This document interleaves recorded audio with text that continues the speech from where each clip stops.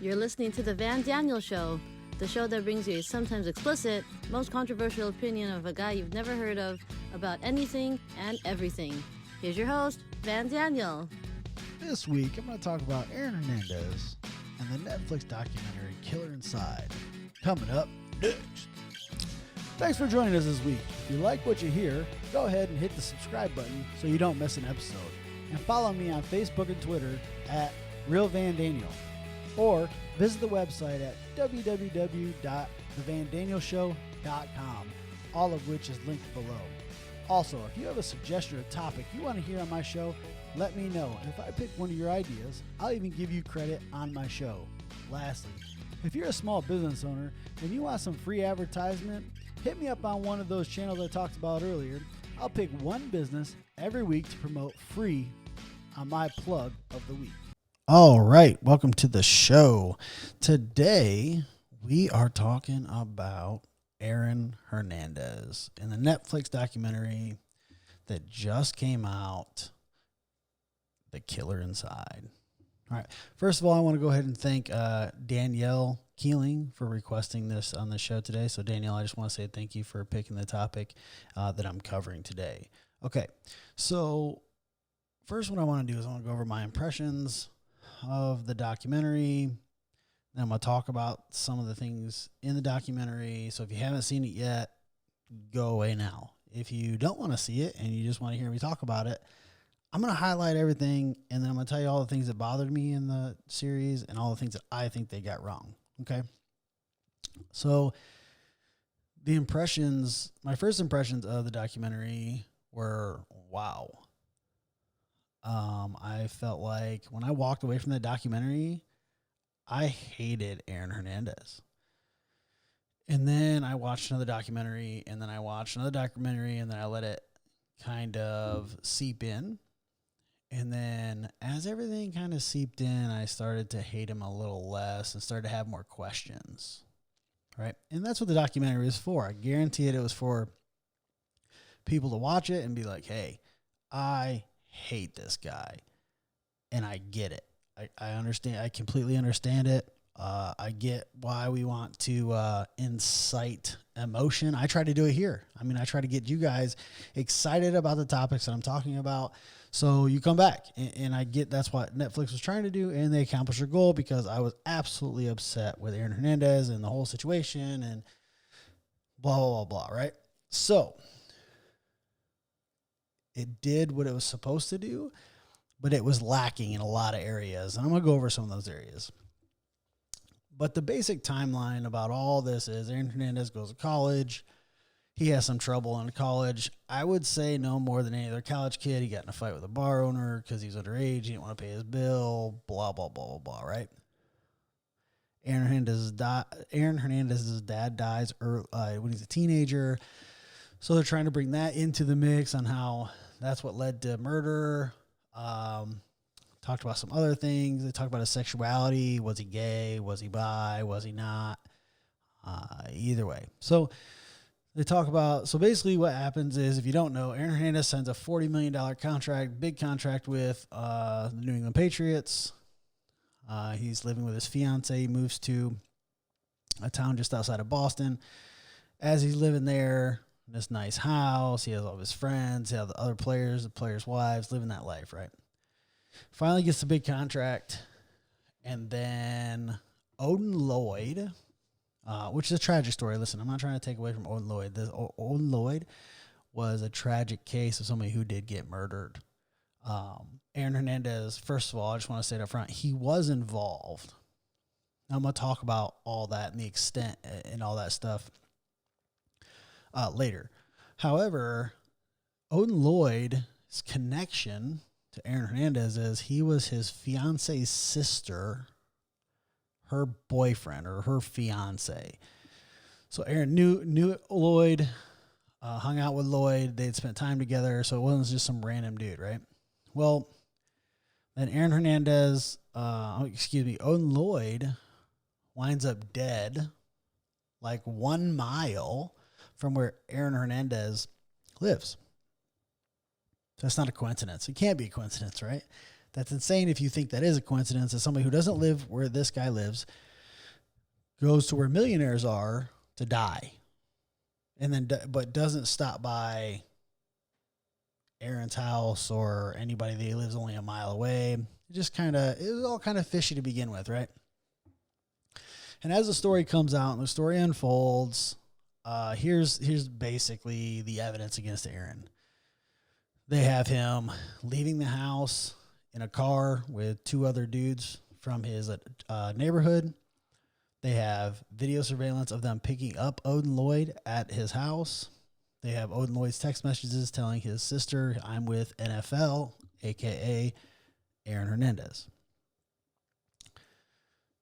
They see some headlights from a far-off surveillance system driving in the direction of where Odin Lloyd's body was found.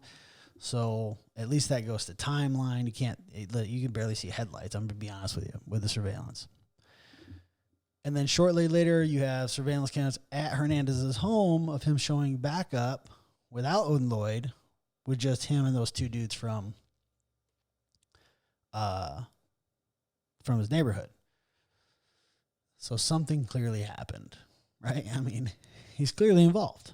There's no doubt in my mind he was there. He was clearly involved. What he participated in, what he did, I have no idea. And unfortunately, neither does anybody else, and nobody ever will. Or at least know anything that's believable, at least. Right? So that's where it all kind of comes together. They found a bullet with some gum that Aaron bought, a shell casing with some gum in the car that he turned into Enterprise rental car because he rented all these cars for people. And it's just this big, long story about what he did for people in his life and stuff like that, which I'm sure is not uncommon, right? So he goes to trial. And in my opinion, his lawyer is a idiot. Looking at the evidence, I could have got Aaron Hernandez off of murder one just on reasonable doubt. To me, it's pretty clear. 3 people get in a car. They go pick up a fourth. The fourth is gone. 3 people get back. Not one of those 3 people in the car turned on each other. So you have no testimony from anybody who was in the car, anybody who was there, who pulled the trigger. Yeah, Aaron Hernandez gets charged with murder. First degree. The other 2 get like accessory and then murder 2, I think. How do you come to that conclusion? How is somebody convicted of that? Nobody admitted to the crime. I'm not saying he wasn't there. He was clearly there. But you have 3 people that are there. You have Aaron Hernandez, who's never really been convicted of anything other than minor crimes, little stuff, teenage stuff, nothing crazy. Then you have 2 known criminals with an extensive rap sheets for drugs and everything. These are well-known dudes within where he grew up. As far as having an extensive rap sheet of all these things they did. I'm not going to go over them. I honestly don't remember them. It's not important. Either way, you have 2 people that clearly have been traveling down that path for a very, very long time, and you have one person who just signed a $40 million contract in the NFL, is going to be rich beyond measure, probably richer than he ever thought and his family would ever thought, taken care of for life, and you only convict him of murder. I'm no lawyer, but I feel like I could have done a pretty good job of getting him off at least murder, or at least first-degree murder, and got that knocked down. So either way, a man's life was taken too early. It's unfortunate. I don't want to stress that enough. Odin Lloyd's life was still taken. I don't want to downplay that, and that's exactly what's being happened, is downplaying because of Aaron Hernandez. However, I feel like he got railroaded a little bit in this trial, in this whole situation, right? So, trial, he gets convicted of first-degree murder. He appeals it. Waiting on the appeal, Boston Police Department decide to try to pin another murder on Aaron. So they dig up this guy who was a former associate of Aaron Hernandez. And then he says that Aaron shot and killed these two guys in downtown Boston. There's no evidence. It was a revolver, so there's no shell casings. The story the guy told was they bumped into Aaron at the club. Aaron went off, and then they got in the car. They chased him down, and Aaron shot at him. Well, it was all BS. What ended up happening is this former associate actually got almost killed in a bad drug deal that Aaron was at, in which this guy almost died. Aaron ran, obviously. The guy got shot in the face. He thought he was dead. This guy thought Aaron may have done it. Blah, blah, blah, blah. It was just him trying to get back at Aaron for all the, I don't know. I don't know what it is. Either way, he's found not guilty, right? From that point forward, he then, he's exonerated and he's happy and he's jubilated and he just can't believe, and he's ready to appeal his other case because now he has a lawyer that isn't a complete freaking moron and can probably get him at least busted down 2 times served, murder 2, whatever the case may be. He's got no priors, maybe accessory, whatever the case may be, right? So the hope's still there.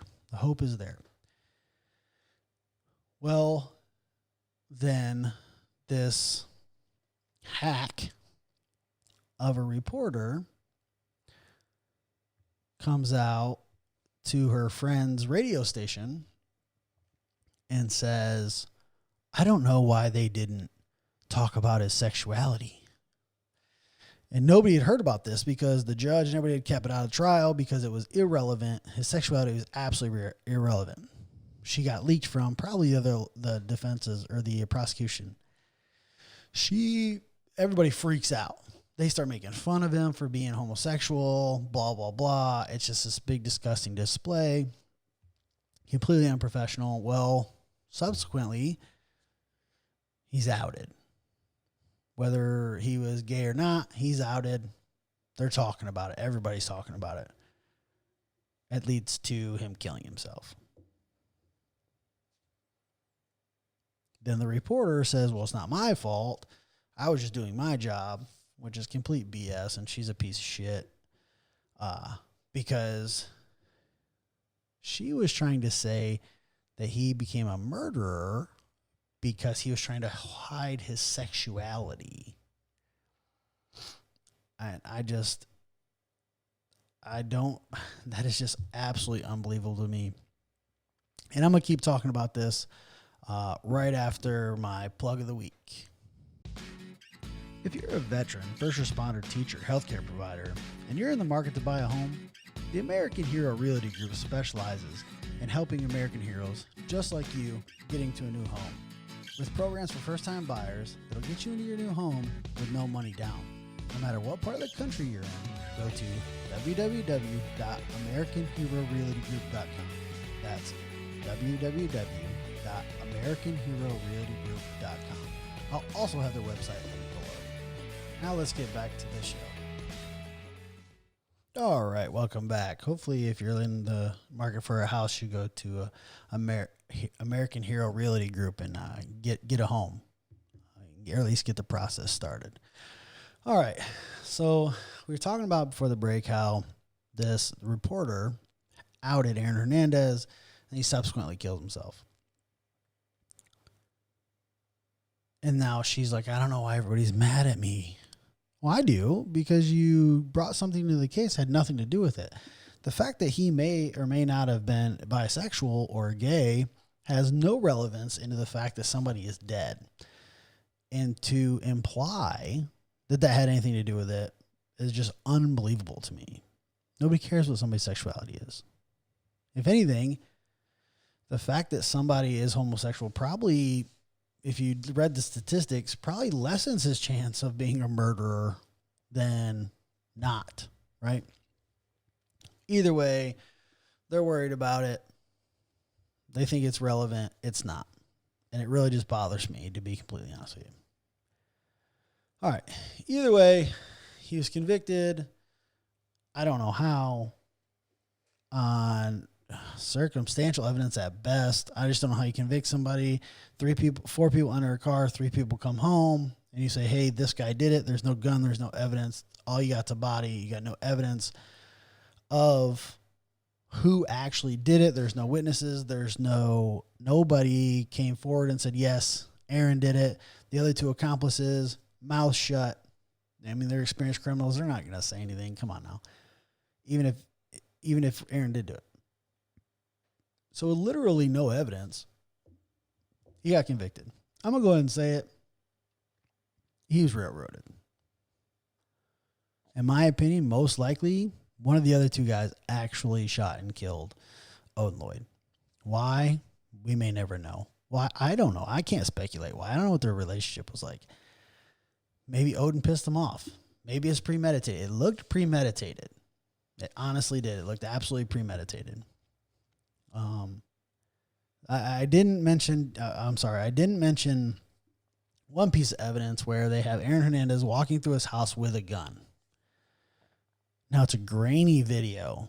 You can barely make out the shape of the gun, but they determined it was a Glock. How? I don't know. I watched the video. I couldn't determine what kind of gun it is. I know my guns pretty well. However, Glock, everybody's got a Glock. Shit, I think my grandma had a Glock before she died. I know there was no mention of Aaron had X amount of guns in the house that he had purchased because he's a known purchaser of guns.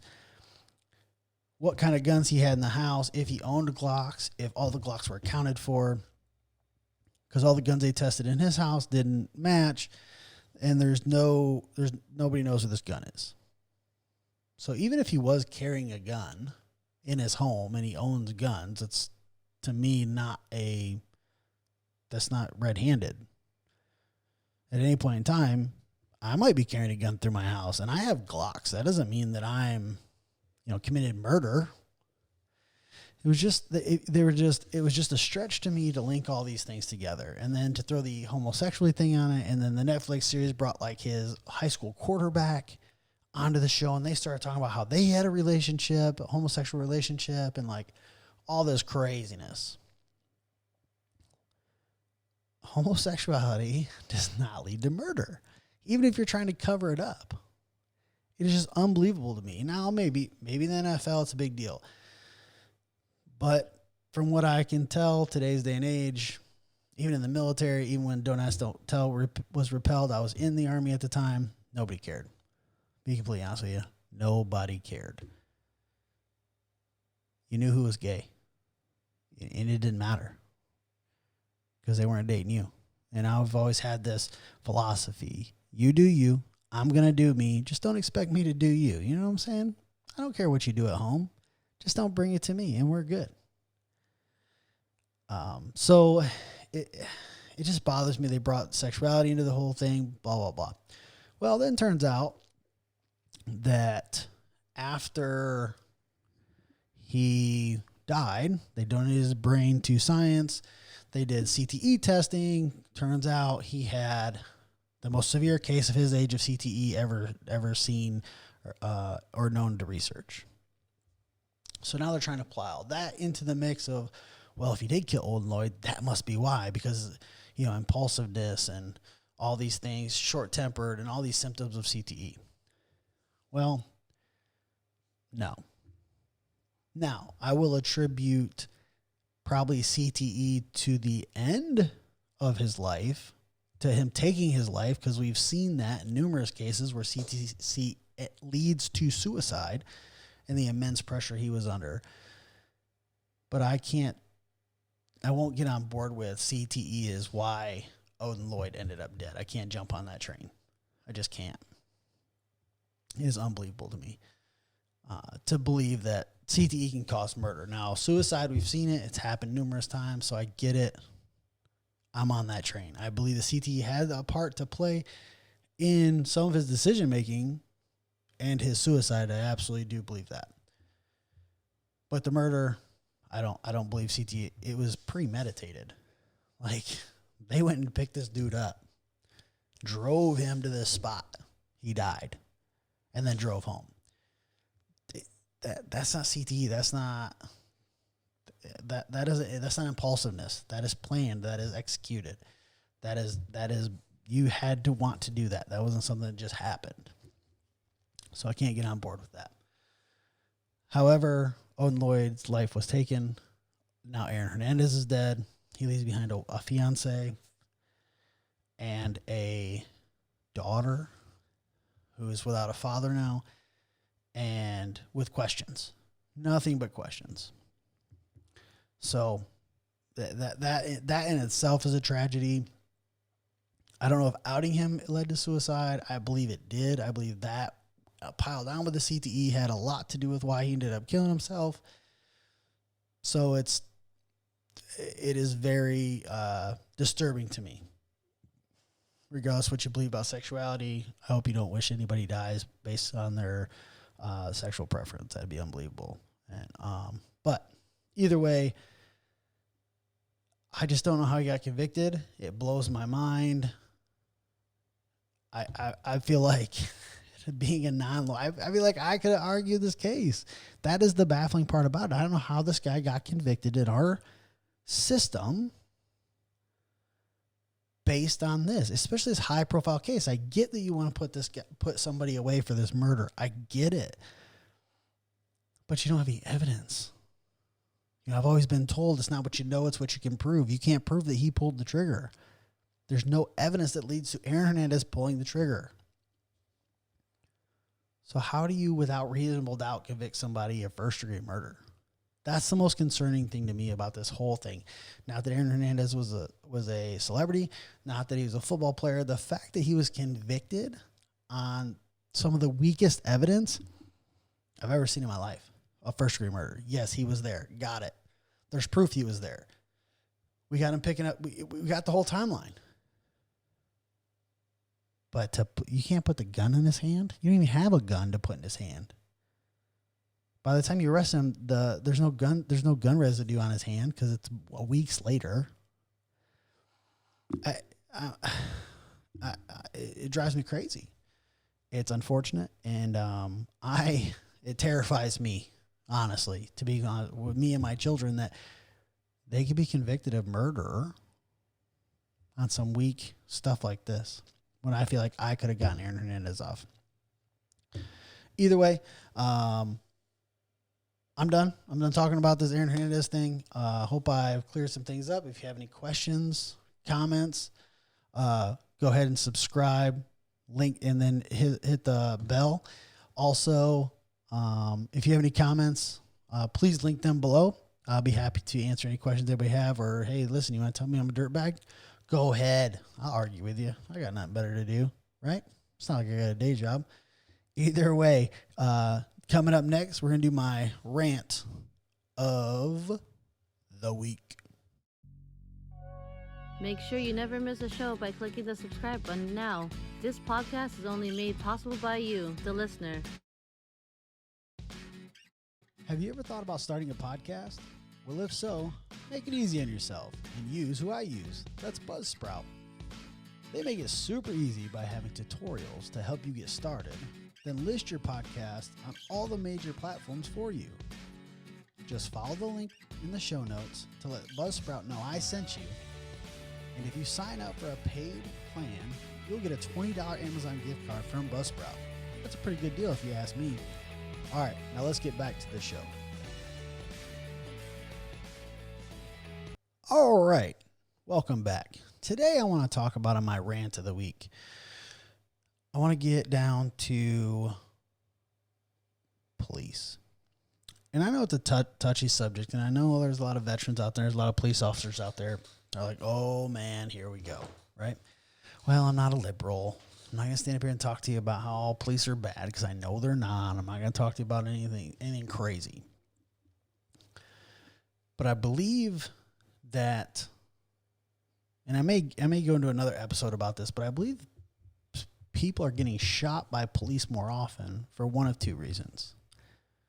Compliance is a big reason. I see a lot of these police videos where people just aren't listening. They're doing their own thing. They're very non-compliant, which always leads to fear and all those other things. And then also, but bigger than that, I think that a big reason is police officers aren't in our communities anymore. And what I mean by that is, when I was growing up, the police officers that policed my community lived in my community. Their kids went to school with me or my aunts and uncles or brothers or sisters. They lived in my community. I knew them. They knew me. I seen their cop car parked outside their house every single day. My parents knew them.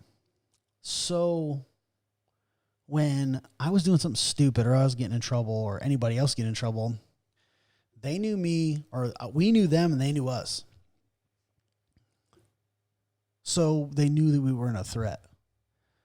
And if it looked threatening, that we were given the benefit of the doubt because of familiarity, right? Well, I think that's a big problem in the U.S. today is our police officers don't live in our communities anymore. We have police officers that live in outside communities because they don't, and then they patrol in communities that they don't live. Well, I think if you change that, I think if we put police officers back, if you're going to police this area, you have to live in this area. And here's why. The people in that area now become real. They become people. They become your neighbor. They become your kids' friends. And with that comes community. You now have invested interest in your community to keep it safe. Because answer me this.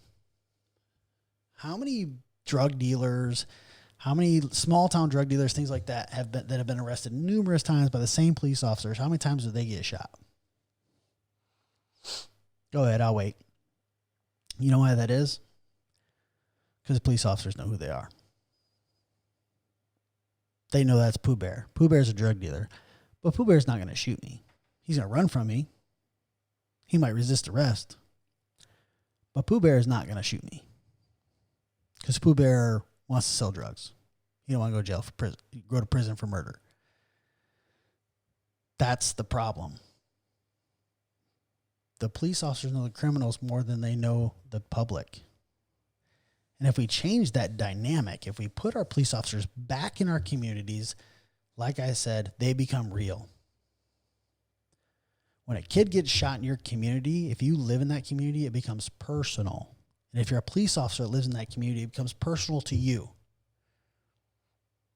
Right? And then people start viewing you as a person and not as an entity that can, just arrest them. And you're not just that's so-and-so. He's going to come in here, he's going to shake things up, and he's going to piss everybody off, and then he's going to leave, he's going to go home.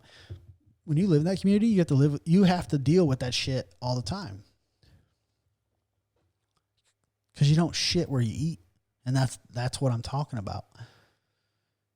I believe the police officers would act a hell of a lot differently if they lived in the communities they served. Right? Because everybody knows who they are, knows where they live. Now, is it going to be dangerous? Maybe. If you're a shitty police officer. But I truly believe that people respect you for doing your job. And what I mean by that is, yes, they're not going to like you. Hell, I don't like a whole lot of people. People don't like me. If you can imagine that, right? Especially when they work for me. But they respect me because they respect the fact that I'm doing my job. It's not personal, it's business. And I believe that can also be applied to living in communities. Because not only is that police officer and his kids, not only does he view you now as a person, you now view him as a person. You view his family as people. It's a lot different then. And yes, and here's the thing. I know all the police officers out there are like, I don't want to do that. And that's fine. Listen, this is just my opinion. But I'm here to tell you, I wouldn't ask you to do something that I wouldn't be willing to do. If I decided to pursue a career in law enforcement, and they said, hey, listen, you got to live in this community in which you're going to patrol, I would absolutely do it. Because I absolutely believe in the words that are coming out of my mouth. And you may not. You may hate exactly what I'm saying. If you do, comment below. Tell me why you disagree with it, especially if you're a police officer. I want to hear your side of it. I want to hear what you think. If you've been affected by it, a police officer shooting or bad police officers, comment below and tell me what you think. I want to know. All right. I may do an episode on that later on. We'll see. But that's all I got for today. I'm out. Make sure you never miss a show by clicking the subscribe button now. This podcast is only made possible by you, the listener, so thank you for your support.